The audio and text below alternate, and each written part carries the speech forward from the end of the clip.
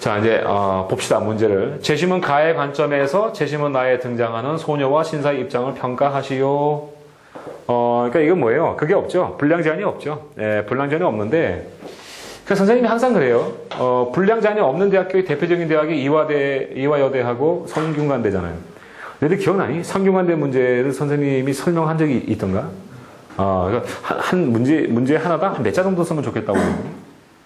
한 500자 정도. 문제가 4개란 말이죠. 문제가 4개이기 때문에 4번 문제는 견해를 성대 얘기해서 안 됐습니다만 성대가 좀 견해를 쓰는 게 4번 문제 나오는데 그거는 좀 길게 써야 돼요. 이번에 2014 성대 모의논술을 보더라도 거의 그 자수 분량 제한이 맞아요. 그러니까 1번 4,500자, 2번 4,500자, 3번 4,500자, 그 다음에 4번은 한 600자 이상? 이 정도로 쓰시면 좋아요. 근데 이대 같은 경우도요, 요거 이 정도, 1번 문제 이 정도로 쓰시면 돼요. 요거는 선생님이 정해주는 거죠. 예, 선생님이 정해주는 거죠. 이대 원고지를 보면은, 원고지가 아니죠. 줄만 쭉쭉 꺼져 있고, 1, 이렇게 해가지고, 이렇게 1, 이렇게 해서. 1번 답하라. 그 다음에 2, 이렇게 나오잖아요. 그러니까 이 범위 내로 쓰라는 건데요. 원고지에 이렇게 되어 있으니까. 그러니까 이 범위 내에서 성대도 마찬가지죠. 이렇게 되어 있습니다. 그러니까 이 범위 내에서 쓰는데, 사실은 많이 쓰는 게 사실 좋습니다. 근데 시간 내에 내 마음대로 다 쓸 수 있느냐. 또 쓸데없는 얘기를 안 쓰면서 핵심적인 얘기만 가지고 쓸 수 있느냐. 이게 관건이 되겠는데, 분량으로 말하면 원고지도 이 정도가 좋겠다라는 거예요. 거의 그 논 감각입니다. 이 문제는요, 거의 감각인데, 가의 관점에서 재심은 나에 등장하는 소녀와 신사의 입장을 평가하시오. 이런 문제를 되게 좋아하는 학교가 이대하고 경희대가 있어요. 경희대 이대 문제를 보면, 가 입장에서 나를 설명하시오. 가 입장에서 나를 비판하시오. 가 입장에서 나를 평가하시오. 중대도 나와요. 성대도 나와요. 이런 형태가 많이 나와요. 그러니까 요약하시오. 그 다음에 비교하시오. 차이점을 쓰시오. 뭐 공통점을, 유사점을 쓰시오. 예, 그 다음에 가에서 나를 설명하시오. 가에서 나를 평가하시오. 이런 패턴의 문제죠. 그러니까 요즘에 그 대학 문제는 재시문 간의 연관성이죠. 재시문의 연관성을 얼마큼 잘 파악했는가 이거를 평가하는 문제다 이렇게 보시면 되겠어요. 뭐 고대 같은 경우도 뭡니까? 2, 3을 비교하고 이에 대한 자신의 견해를 쓰시오. 그죠? 그러니까 2, 3을 비교하지 못하면은 자신의 견해를 쓸 수 없는 그런 문제로 되어 있다고 보시면 되겠죠. 이것도 마찬가지입니다. 그러니까 이거 없다고 합시다. 재심은 가의 관점에서 없다고 그러고 재심은 나에 등장하는 소녀와 신사의 입장을 평가하시오. 이랬던 얘기는 어떻게 되겠습니까? 야, 소녀 너 그럼 되겠어? 혹은 야, 신사 너 그럼 되겠어? 그러면 돼요. 맞죠? 그렇지 않습니까? 자기가 이거 없다고 그러면은 그냥 교수가 뭡니까? 네 마음대로 평가 이런 얘기죠. 근데 또 얘기합니다만 거긴 관심이 없어요. 여러분들이 지금 소녀와 신사를 파악하는데 관심이, 그러니까 이 문제는요, 이거를 물어보는 문제야. 이걸 알아야 돼요. 가의 관점을 물어보는 거예요. 뒤를 물어보는 게 아니에요. 사실은 뒤가 문제긴 한데, 이거를 모르면 쓸 수가 없어요.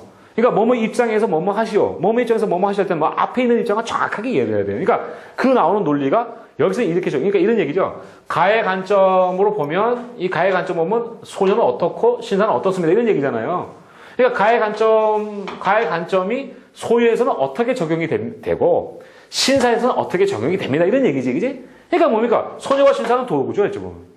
도구예요. 그러니까 이거를 제대로 파악했습니까? 이거를 물어보는 문제죠. 그러니까 그거를 파악을 하고 글을 써야 되는 거예요. 그 다음에 평가하죠. 평가시는 대부분 뭡니까? 타당합니까? 타당하지 않습니까? 타당합니다. 혹은 타당하지 않습니다. 뭐 그렇게 답하는 거예요. 예, 근데 우리 고대에서도 우리 논평하시오라는 문제가 나왔습니다만은 되게 이 평가하시오는 얘기는 옳다, 그러다.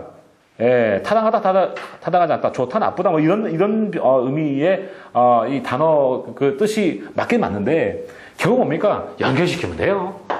예, 가의 관점에서, 가에는 어떤 그 관점이 이제, 니들 읽어보니까 관점이 몇 개 나와? 2개 나옵니다. 2개 나온다. 2개는, 이거 2개 아닙니까? 그죠? 이게 2개 연결시키면 돼요.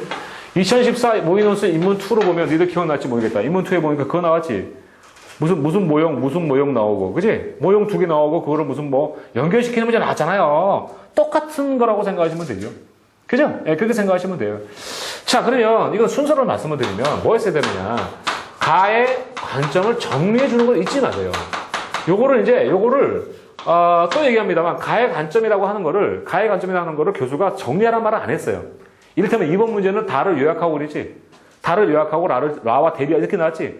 그럴 때는 반드시 해줘야 되는데, 여기는 가의 관점을 요약하고 이런 말은 안 나왔어요. 하지만 내가 한다는 거예요. 근데 이럴 때는 길게 쓰면 안 돼요. 길게 쓰면 안 돼요. 그러니까 어디에 길게 써야 되는 거예요? 여기에 길게 써야 되는 거예요. 자, 이건 좀 간단히 하자. 예, 간단히 하고, 예, 그 다음 뭐니? 여기 보자, 여기. 보면은 이제 소녀를 평가해야 되겠죠, 소녀. 예, 소녀를 평가하자. 소녀를 평가하자.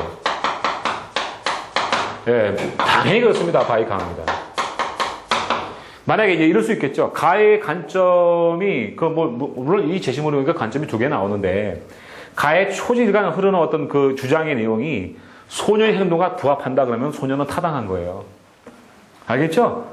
그러니까 가하고 만약에 같은 입장이면 타당한 것이 되는 거고요. 예, 만약에 같은 입장의 반대 입장이면 타당하지 않은 거예요. 그렇게 쓰면 돼요.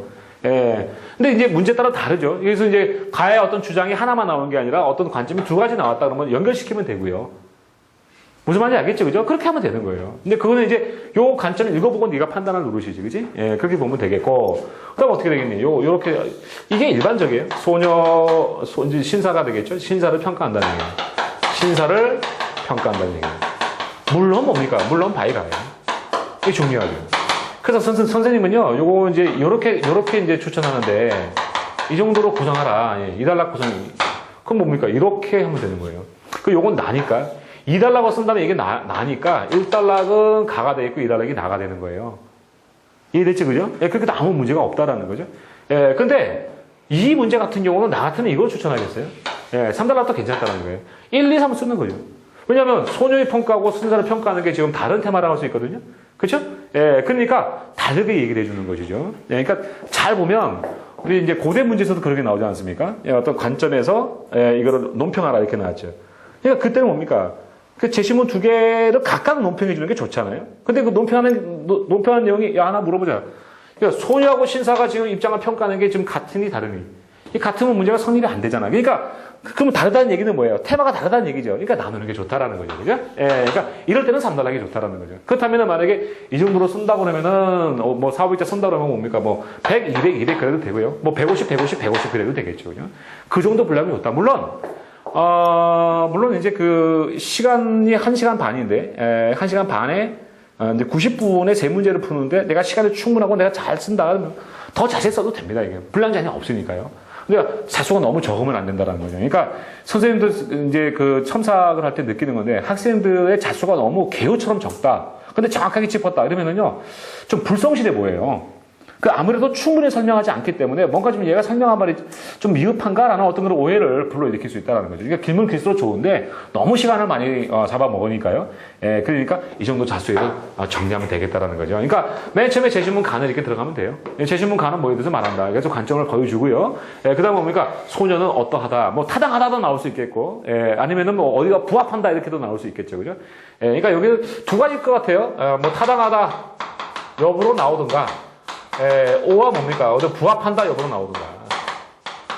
이것도 일종의 평가예요. 부합한다도. 뭐 어디라 부합한다는 얘기는 여기랑 서로 연결시키는 거니까요. 그렇게 해도 충분히 답이 되겠다라는 거죠. 그래요. 자, 그러면 제시문 가를 이제 한번 보고 어디가 포인트인가 한번 살펴보도록 합시다. 오케이?